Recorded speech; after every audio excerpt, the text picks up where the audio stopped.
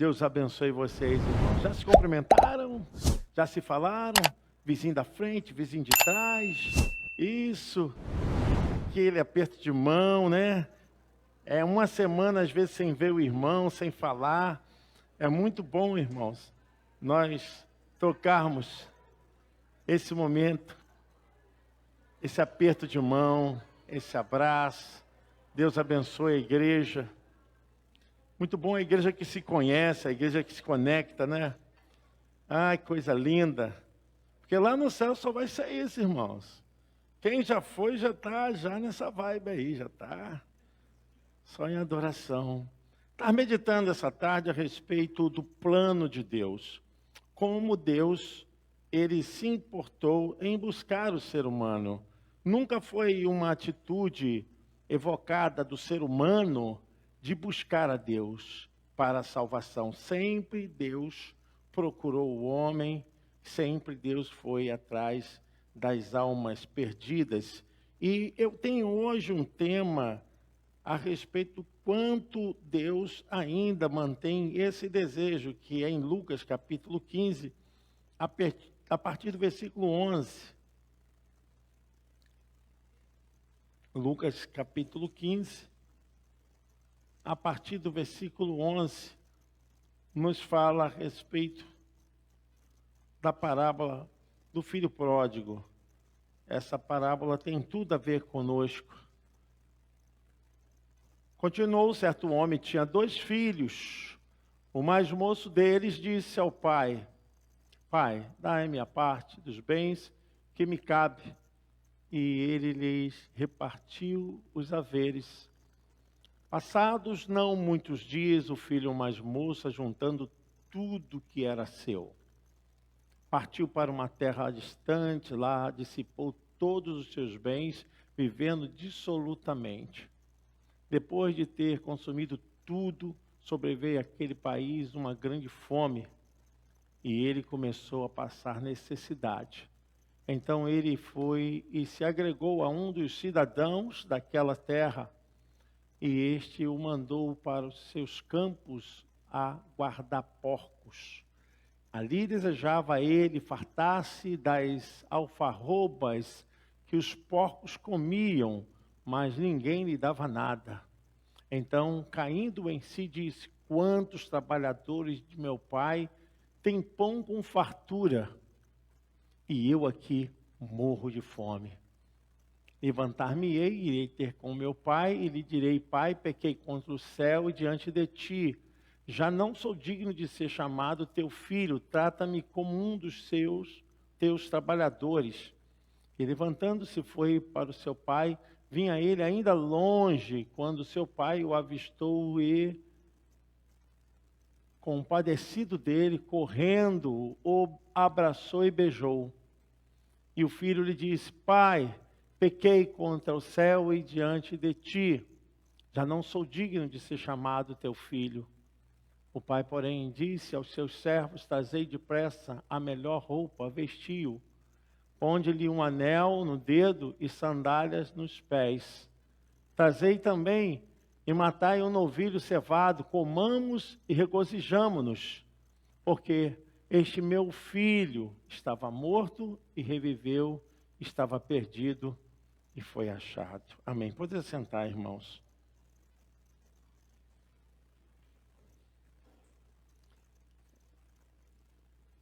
Essa parábola revela-nos o profundo amor de Deus.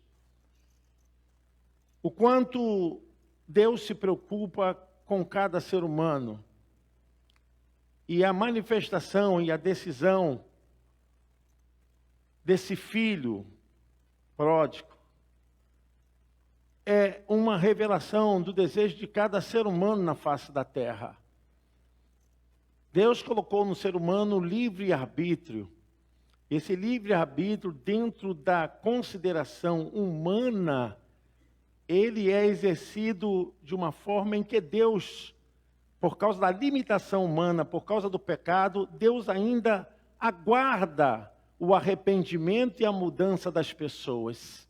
É diferente do caso de Lúcifer e dos anjos, que não consegue alcançar esse perdão e nem esse arrependimento, porque o sacrifício foi para a humanidade, não para os seres mais desenvolvidos e capacitados, seres espirituais.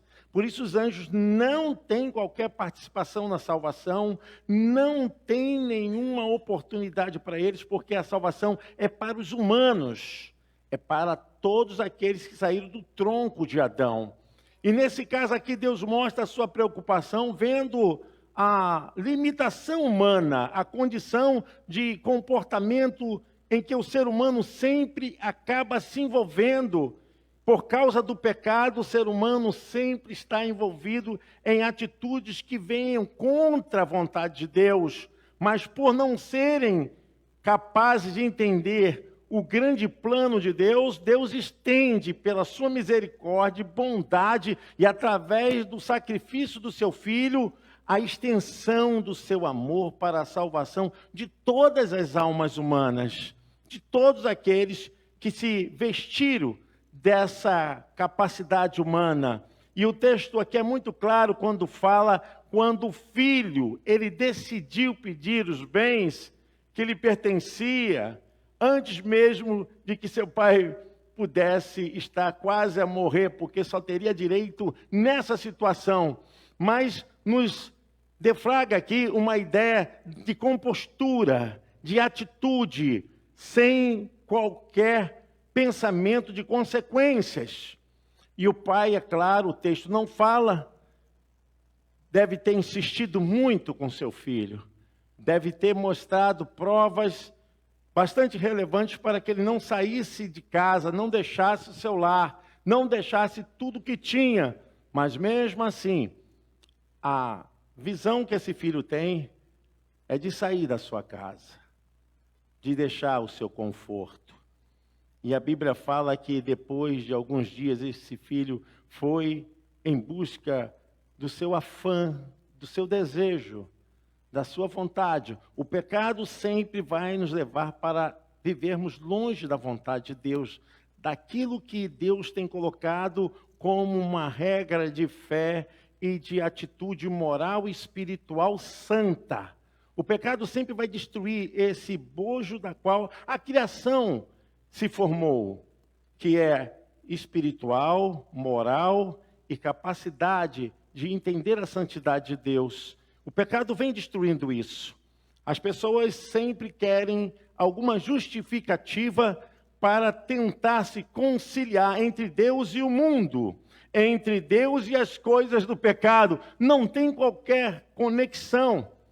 Não há paridade entre as coisas espirituais de Deus e as coisas do mundo. Ou a pessoa é de Deus ou ela é do mundo. Não existe meio termo. E nesse caso aqui, esse filho consciente, sabedor de tudo que estava acontecendo, mas pelo seu desejo, pela sua vontade, pelo seu egocentrismo, ele busca viver uma atitude longe de Deus. E as consequências são severas, são terríveis, porque o mundo bate, o mundo não dá mole. E esse filho foi viver, a Bíblia diz, dissolutamente. Ele viveu de uma maneira em que a sua vida ficou totalmente largada. E agora, totalmente largado, ele gasta tudo. O texto, versículo 8 diz, e havendo ele gastado tudo, ele gastou tudo. E ali ele pôde perceber que os amigos sumiram, que a sociedade que tanto abraçava, que tanto aclamava pelos valores no sentido voltados para essa vida efêmera, todo mundo some. E assim são as pessoas. Muitas pessoas acabam perdendo essa oportunidade de permanecerem na fé, no amor, porque sentiram saudade. Ainda a conversão não foi suficiente para suportar a aclamação do mundo. Não pense, irmãos, que nós estamos no lar. Nós estamos indo para o lar. Nós não podemos nos gabar e nem aqui exacerbar nenhum tipo de atitude que já estamos livres de todo mal, já estamos livres de toda tentação, se não for a busca pelo Espírito Santo, a santidade, nós podemos nos tornar vítimas pela ação e pelo desejo desse mundo e do diabo e de Satanás, que está tentando tragar, destruir quem quer que possa. Nós não estamos livres disso. Mas o texto revela que esse moço, apesar de todo o conforto, de todas as coisas que tinham na sua casa, ele preferiu aventurar pelos desejos que o mundo estava propondo e pela condição que tinha de conduzir a sua vida. Só que a vida tem um limite. A vida tem um limite. Nós nascemos, crescemos, desenvolvemos e morremos. A vida tem uma historicidade demográfica. Todos nós vivemos um tempo. E esse filho vive o seu tempo. E esse tempo aqui não tem como ele fugir da realidade. Não tem como ele fingir que não estava existindo. O texto declara fortemente que ele começa, depois de todos os gastos que fez, sofrer naquela cidade. Ele começa a sofrer naquela terra. E começou a padecer, ter fome, ter necessidade, e até o ponto dele ir a um dos criadores de porcos para buscar sustento, e ele consegue um emprego como cuidador de porcos. Aqui há uma indicação da condição em que o ser humano se entremeia, porque para um judeu viver cuidando de porcos num chiqueiro, para um judeu viver querendo comer a comida dos porcos, é uma condição de humilhação, de vergonha, de estado difícil da condição. E é justamente isso que o pecado faz. Quando o homem se afasta de Deus, há um degrau de vergonha, de humilhação, há uma descida abrupta em que as pessoas pensam que estão tomando vantagem, porquanto há prazeres, né? São vaidade, tudo é passageiro, vaidade é passageiro, tudo passa. A única coisa que não passa é a palavra de Deus. A coisa vai assim criando um ritmo. Quanto mais a pessoa se afasta de Deus, e nós temos, irmãos, por costume e por condição até de natureza pecaminosa, sempre culpar as pessoas pelo fato de estarmos mal, por estarmos numa situação que nós mesmos criamos. E nesse caso, esse homem criou essa situação. Ele vive uma situação não só de envergonhar o seu pai, mas a sua cultura, a sua vida completamente fora da direção daquilo que o Eterno tinha para a vida dele. E ele, o versículo 15 diz: e foi e chegou-se a um dos cidadãos daquela terra, o qual mandou para os seus campos apacentar porcos. E a fome era tanta, fome era muito grande. O versículo 16 fala que ele desejava encher o seu estômago com as bolotas que os porcos comiam, e ninguém lhe dava nada. Há uma fome no ser humano que o mundo não vai conseguir saciar. Há uma fome no ser humano que a sociedade não vai conseguir saciar. Há uma fome na existência humana que o álcool, que os vícios não poderão saciar. O ser humano, ele carece, tem necessidade de Deus. O ser humano, ele tem uma lacuna, um vazio que só Deus pode completar. Só Deus pode preencher. E por mais que ele tentasse resolver esse problema, ele se encontrava no vazio. E a sua alma faminta, a sua vida completamente destruída. E ele consegue enxergar o estado que ele estava, estado difícil, estado tétrico, lamentável. Ele percebe aquela destruição, tanto moral, espiritual, física, econômica. Ele consegue ver o estado. Eu quero dizer para vocês que o pecado destrói o ser humano. O pecado, ele vai dilapidando a vida da família, do casal. O pecado destrói a vida do jovem, do homem, da mulher, e vai levando a uma condição de destruição. O problema hoje é que as pessoas não levam a sério como o pecado está se alastrando, como o pecado domina as pessoas. O estado é o mal da alma. É errar o alvo, é não fazer a vontade de Deus, não ter as qualidades de Deus em sua vida. Esse é o pecado. O pecado gera no ser humano a morte. Primeira morte espiritual, que o ser humano não tem mais contato com Deus. Porque está escrito que o pecado separa o homem de Deus. Se não me falha a memória, Isaías 59, versículo 1. Há um grito, porquanto o povo já estava afastado e não sentia o quanto o pecado havia amortecido as suas vidas e os seus corações estavam sucumbidos por esse mal. E agora o povo não tinha outra saída. Lá Isaías fala isso, se não retornar para o Senhor. O que separa o homem de Deus é o pecado. Nós temos lutado. Nós estamos constantemente buscando a santificação, mas não vai ser fácil, irmãos, porquanto nós não entendermos que há dentro de nós um desejo absolutamente querendo fazer contrário à vontade de Deus. Há dentro de nós uma vontade, porque isso veio como consequência do pecado, de transmitir aquilo que fere a santidade de Deus, que fere, que macuna a vida espiritual. Então nós estamos vivendo um tempo onde o pecado tem sido o bojo para afetar todas as vidas humanas. Todas as pessoas têm sido afetadas pelo pecado. O que as pessoas consideram como vício? O vício é fruto do pecado. A prostituição é o fruto do pecado.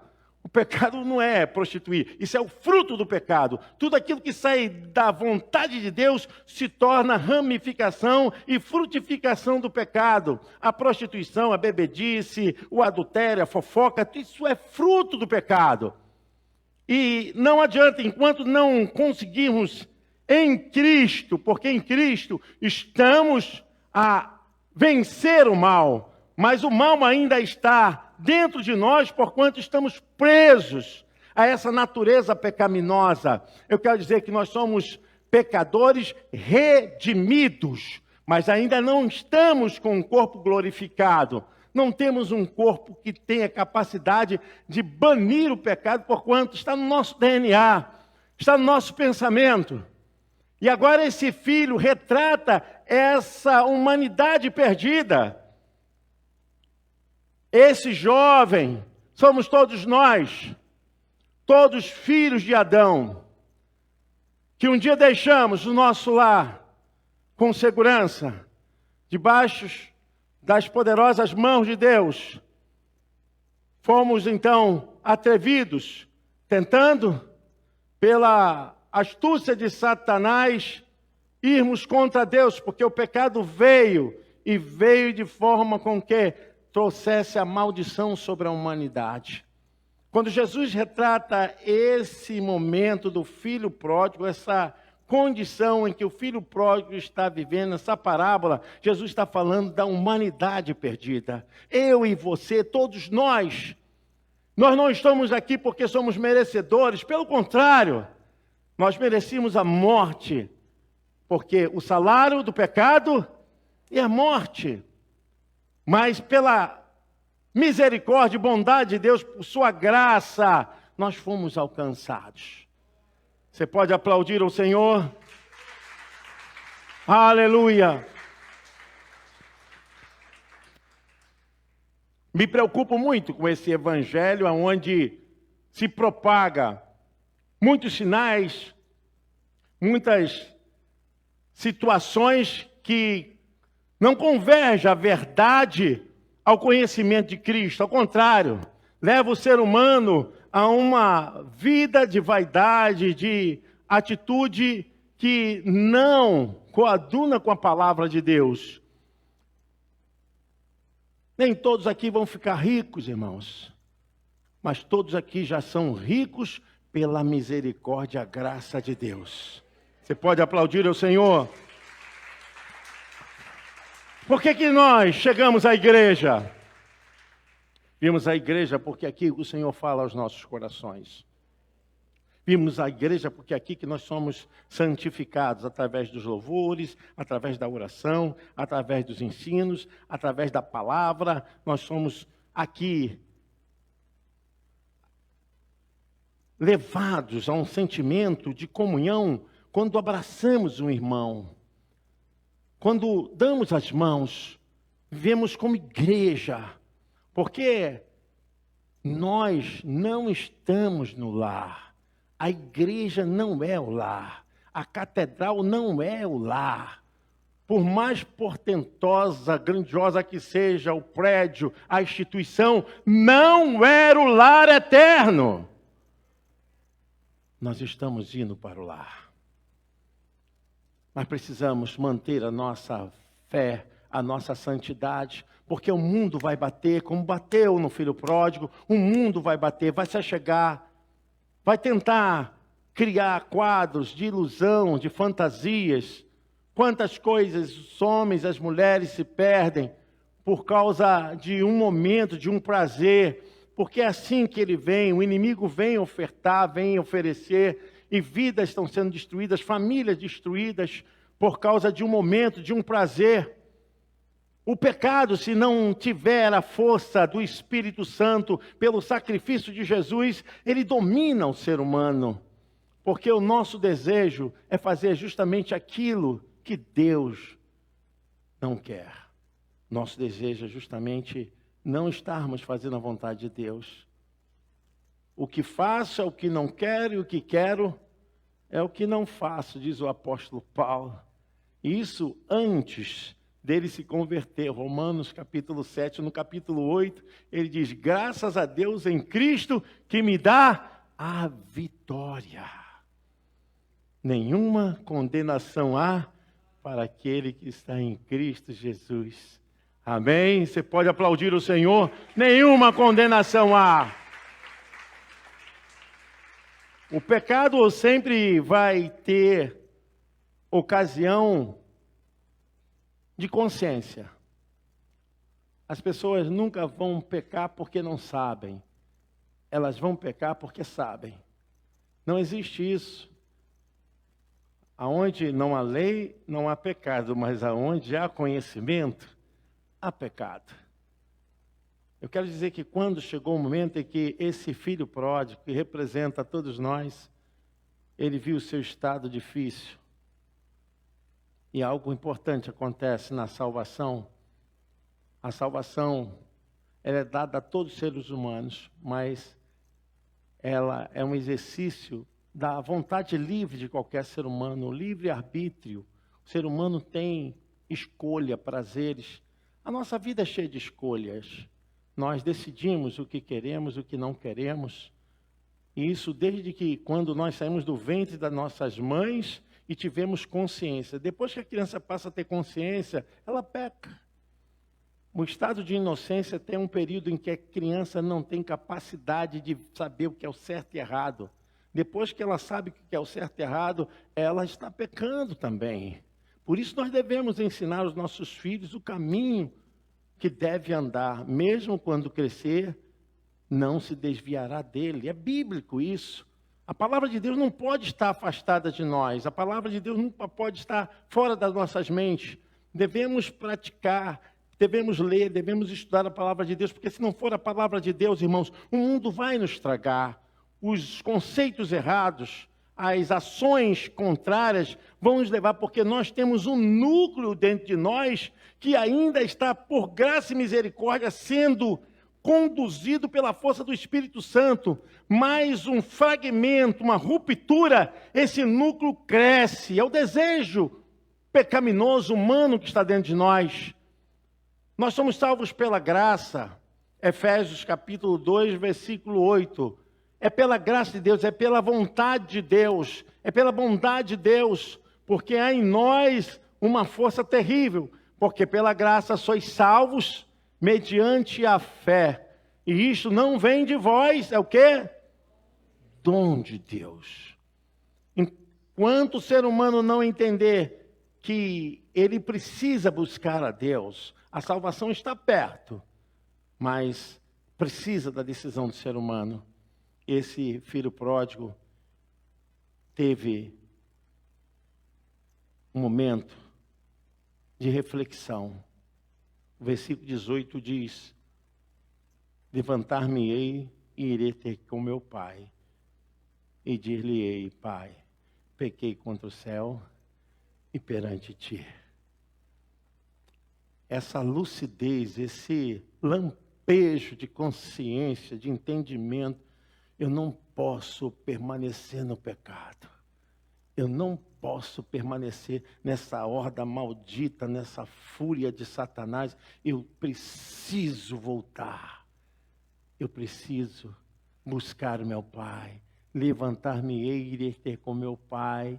Ele direi: Pai, pequei contra o céu e diante de ti. Essa é a consciência que nos domina. E quando esse filho teve essa consciência, ele pensou: olha, eu vou voltar para o meu pai e vou pedir: pai, me deixa ser um empregado, deixa ser o entregador de jornais, me faz um desses seus empregados para que eu possa gozar do benefício de estar novamente na sua casa. Eu já tive alguns momentos de ouvir de pessoas dizendo o seguinte: pastor, eu não sou digno de estar na igreja. Diante de Deus, irmãos, pessoas pecaram tanto, e elas falaram assim: pastor, eu não sou digno de entrar naquelas portas, não sou digno de participar com os irmãos. E eu falei: se você soubesse de verdade a grandeza do amor do seu Deus, jamais você pensaria dessa forma, porque Deus conhece a sua vida e por isso Ele já trouxe a provisão e já pagou o teu pecado. Todos os nossos pecados, por mais tétricos, ruins, negros, por mais terríveis que foram, Jesus já levou na cruz do Calvário. Ele já pagou o preço da nossa salvação. Isso é diminuir o poder da expiação de Cristo, da salvação. E quando ele pensou assim, ele pensou ainda com a mente de quem não tinha o entendimento do amor do seu Pai. E ele se levantou.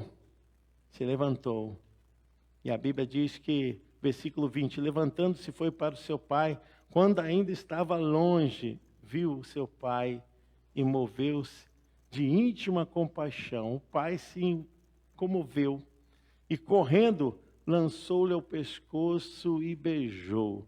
Beijo é sinal de aproximação, de intimidade, de querer. E o filho disse: pai, pequei contra o céu, pequei perante ti, já não sou digno de ser chamado teu filho. Mas o pai disse aos seus servos: trazei depressa a melhor roupa, vesti e ponde-lhe um anel na mão e sandália nos pés. Trazei o bezerro, o melhor, o cevado. Matai e comamos e alegremo-nos, porque este meu filho estava morto e reviveu. Tinha se perdido e foi achado. E aí houve festa. Esses dias eu estava ouvindo uma música, né? Nós cantávamos muito na igreja, quando eu era criança eu cantava, no dia do batismo. Quando uma pessoa ia se batizar, sempre cantava esse hino, né? Ó, que belos hinos cantam lá no céu, pois do Filho o mundo mal voltou. Glória, glória, os anjos cantam já. Glória, glória, os anjos cantam já. É o santo coro dando glória a Deus, por mais um remido entrar nos céus. A festa nos céus. Nós podemos ser tatuados pelo mundo, marcados pelos nossos vícios, maldições podem ter chegado às nossas vidas, coisas horríveis podem ter nos alcançado, manchado a nossa santidade com Deus, coisas que criaram um cerco de espinhos que nos distanciou de Deus, mas ainda o amor de Deus é maior do que a obtenção desse mundo, do que todo ataque desse mundo. O sangue de Jesus tem poder. E os anjos cantam, não entendem o plano da salvação, mas a Bíblia diz que os anjos, eles conseguem ver a ação de Deus, o amor de Deus pelas vidas humanas, por todos nós. Ninguém pode se distanciar, ninguém pode estar agora envolvido em qualquer trama que for dizer que Deus não se importa. Deus sempre se importou, Deus sempre foi em busca do ser humano. Isso é coisa, ideia de Satanás na mente do ser humano. Porque quando a pessoa verdadeiramente se converte e abandona o pecado, a palavra do Senhor nos diz que Deus perdoa e purifica. Aleluia. O apóstolo João, ele fala a respeito disso, quando na sua epístola, ele chega à máxima do que é a importância do sangue, do sacrifício de Jesus. João, ele fala a respeito disso para trazer à consciência humana o poder do sangue de Jesus. Ele trata disso como a fonte superior de todas as causas que pode chegar no ser humano. Ainda assim, o ser humano pode alcançar o perdão, pode alcançar a salvação, porque nada impede, se o ser humano quiser, ele tem de graça, por meio da fé. Epístola de João, capítulo 1, versículo de número 9, diz o seguinte: se confessarmos os nossos pecados, Ele é fiel e justo para nos perdoar os pecados e nos purificar de toda injustiça.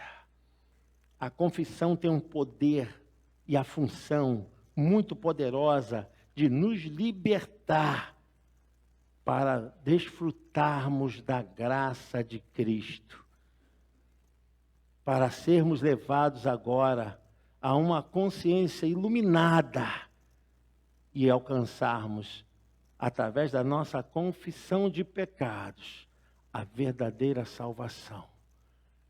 Foi o que aconteceu com o filho pródigo. O pai estava aguardando, o pai o viu desde quando ele estava no caminho. Eu quero dizer que Deus nunca te desprezou, Ele nunca te abandonou. Nós precisamos ter consciência disso. Eu quero que você feche seus olhos, em nome de Jesus. Nós estamos numa noite de Santa Ceia. Eu quero que você abra o seu coração. Não há salvação em nenhum outro. Atos dos Apóstolos, capítulo 4, versículo 12, diz que a salvação está só em Jesus. Ninguém pode dizer que você não vai ser salvo. A única pessoa que pode impedir-lo de ser salvo é você mesmo. Não há salvação em nenhum outro, porque debaixo do céu, abaixo do céu, não existe nenhum outro nome dado entre os homens pelo qual importa que sejamos salvos. Eu quero que você entenda isso. Permaneça firme, lutando. Lute contra o pecado. Nesse tempo onde as pessoas são conduzidas e levadas por qualquer tipo de tentação, fique firme. Escolha sofrer, permanecer no caminho do Senhor, do que viver em prazeres passageiros. Ó Deus, guarda a tua igreja, guarda a cada um de nós, pastores, líderes, guarda a nossa família. Pai, a tua palavra nos diz que o Senhor tem desejo de salvar. Pai, salva, liberta, cura. Pedimos, Senhor Deus, nesse momento, que abençoe nossas famílias. Oro, Senhor Deus, pelos enfermos dessa casa. Oro por aqueles que não puderam, Senhor Deus, estar aqui. Aqueles que estão no leito de hospital, estão em suas casas. A pastora, Senhor Deus, Nirte, toma em tuas mãos. Pai bendito, o irmão Adalberto, tantos outros, Senhor Deus, que não puderam estar aqui, mas visita o Senhor. Nós clamamos por eles, Senhor Deus, que a tua mão poderosa, Pai, esteja estendida agora sobre suas vidas, meu Deus. Toma em tuas mãos, meu Deus, essa casa espiritual, nossos irmãos, nossos pastores, obreiros, Senhor, líderes, que haja em nós, Senhor Deus, humildade, que haja em nós contentamento, felicidade, de fazermos a tua obra, meu Pai. Abençoa, Senhor, esse pão, abençoa esse vinho, abençoa, Senhor Deus, as nossas vidas quando vamos fazer esse momento de comunhão. Pedimos a tua mão, Senhor, sobre as nossas vidas, em nome de Jesus. Você pode dizer amém? Irmãos, podeis distribuir os elementos, nós estaremos, em nome de Jesus, fazendo esse momento de comunhão. Você vai pegar o pão, o vinho. Eu quero que você entenda uma coisa. Esse momento é um momento de pedir perdão, pedir cura. Se você tiver alguma coisa, alguma mágoa, se você tiver algum ressentimento. Eu sei, irmãos, nós erramos. Todos nós podemos errar. E se você entender que é importante você confessar, porque às vezes nós podemos mudar, mas não confessamos, não falamos, né? E esse é o momento que você pode confessar. Confessa o seu pecado. Confessa, né? Às vezes são atos, atitudes, às vezes até maledicência, né? Falar mal de um irmão, de um parente, isso é um pecado. Antes de você cear, meu irmão, minha irmã, é o momento de você fazer essa reflexão. É você e Deus. Ninguém pode fazer isso por você. Amém? Então, enquanto vamos louvar a Deus, mesmo sentados, você tem esse momento de reflexão aí com Deus. Você tem esse momento aí com o Pai. Não converse não, fique aí em oração enquanto o ministério está adorando ao Senhor. Aleluia.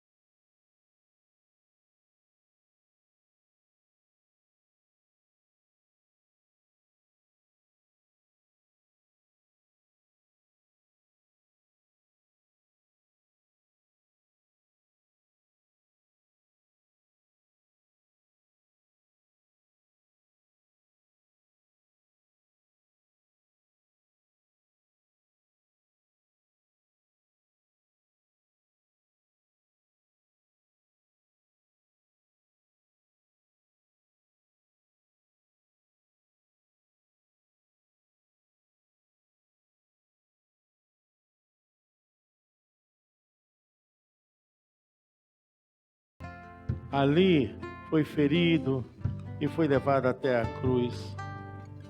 O vinho representa o seu sangue, a vida, que a vida está no sangue. Eu quero, irmãos, em nome de Jesus, pedir a vocês se coloquem de pé. Vamos pedir a pastora Daílze para estar orando a Deus, a interceder a Deus por esse momento. Possamos pensar em nossas vidas. Nós fomos salvos, lavados pelo sacrifício do nosso Salvador. Querido Deus, amado Pai, Ó Deus. Ó Deus, nesse momento, Deus, um momento tão tremendo, ó Deus, na vida do crente, ó Deus, em que nós vamos participar da Tua mesa, comer do Teu pão, ó Deus, sabendo do Teu sacrifício, de tudo aquilo, Senhor, que Tu passaste por nós. Ó Deus, nós queremos Te agradecer, ó Deus, por esse dom maravilhoso que é o dom da vida eterna. Ó Deus, porque sabemos, Senhor, que por mais que tenhamos vivido coisas tão tremendas e felizes nessa terra, Deus, mas nada se compara com a vida que há no porvir, ó Deus. Muito obrigada, Senhor. Muito obrigada, em nome de Jesus. Amém. Amém. Podeis comer, irmãos, o pão que simboliza o corpo do nosso Senhor e Salvador Jesus Cristo.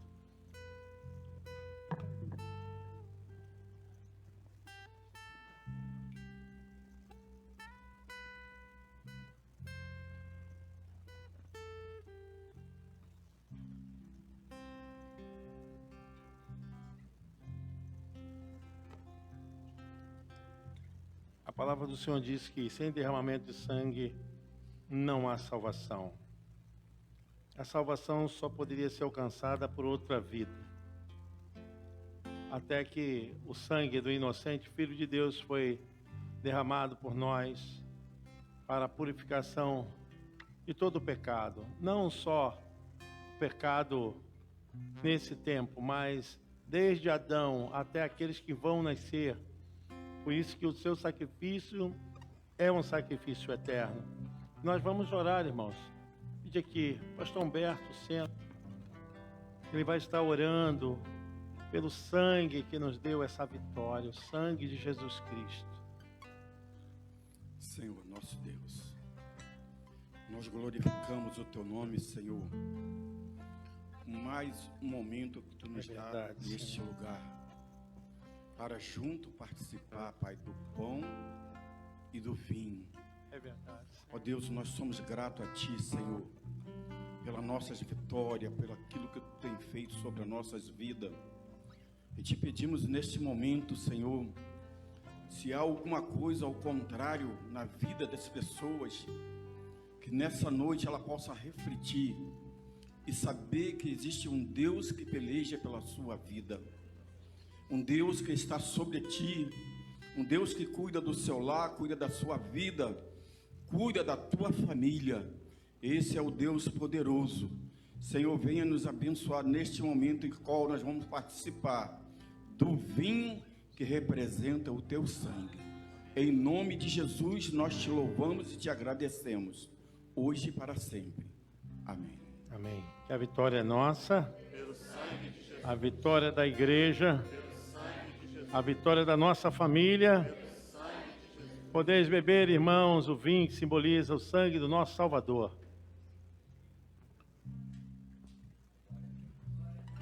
Aleluia. Amém. Você pode cumprimentar um ou mais de um irmão aí. Isso, que bênção. Deus abençoe, pastores. Que momento maravilhoso. Momento maravilhoso. Aleluia. Eu nada sou sem ti. Glória a Deus. A igreja do Senhor Jesus Cristo, lavada e remida no seu sangue. Glória a Deus. Perdido estou sem ti. Aleluia.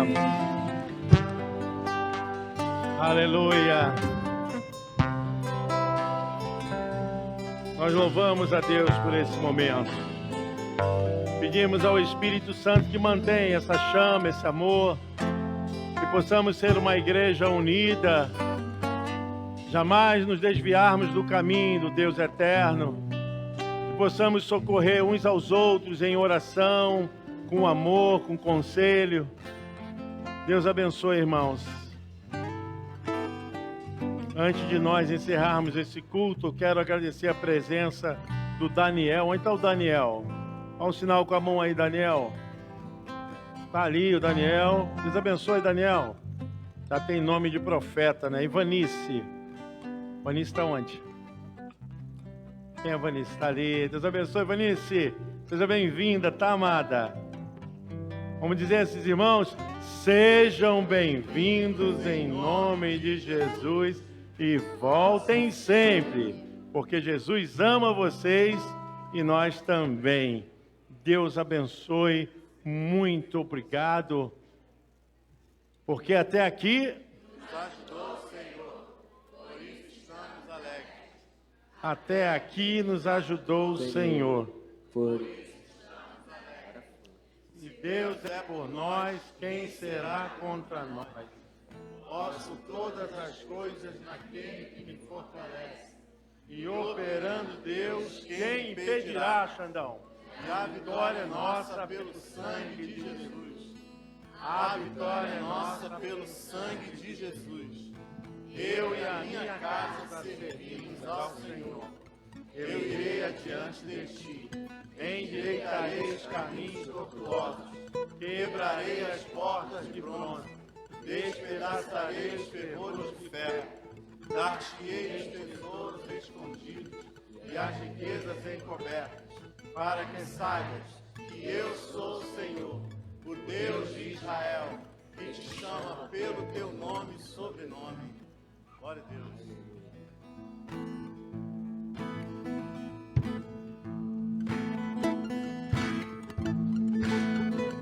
Já refúgio a glória eterna de Jesus, o Rei dos Reis. Suas leis, os sinais da sua vinda, mas se mostram cada vez, vencendo bem Jesus. Glória, glória, aleluia.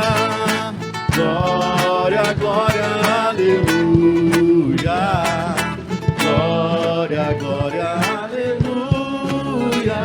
Vencendo vem Jesus. Clarim que chama os crentes, a já soou.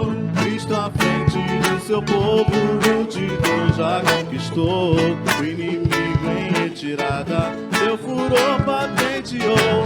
Vencendo vem Jesus. Glória, glória, aleluia. Glória, glória, aleluia. Glória, glória, aleluia. Vencendo vem Jesus. Diz em glória refulgente, sobre as nuvens descerá, e as nações e os reis da terra com poder governará. Sim, em paz e santidade toda a terra regerá. Vencendo vem Jesus. Glória, glória, aleluia. Glória, glória, aleluia. Glória, glória, aleluia. Vencendo vem Jesus. E por fim entronizado, as nações há de julgar. Todos grandes e pequenos, o juiz hão de encarar. E os remidos triunfantes em fulgor hão de cantar. Vencendo vem Jesus. Glória, glória, aleluia. Glória, glória, aleluia. Glória, glória, aleluia. Vencendo vem Jesus. A igreja. Glória, glória, aleluia. Glória, glória, aleluia.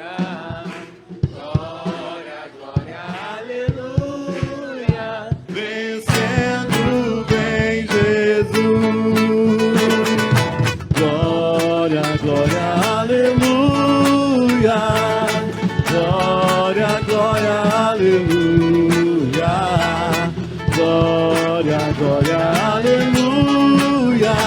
Vencendo bem Jesus, vencendo bem Jesus, vencendo bem Jesus. Aleluia! Glória a Deus. Deus abençoe sua vida. Você tem uma semana vitoriosa, longe do pecado, de maldição, firme na fé. Levanta a sua mão. E que a graça do nosso Senhor e Salvador Jesus Cristo, que o grande amor de Deus Pai, e que a doce, a maravilhosa presença do Divino Espírito Santo esteja com todos nós, irmãos, com toda a Igreja de Jesus espalhada pela face da terra, não somente hoje, mas para sempre. E o povo mais lindo do Senhor diz: Deus abençoe, vão com Deus.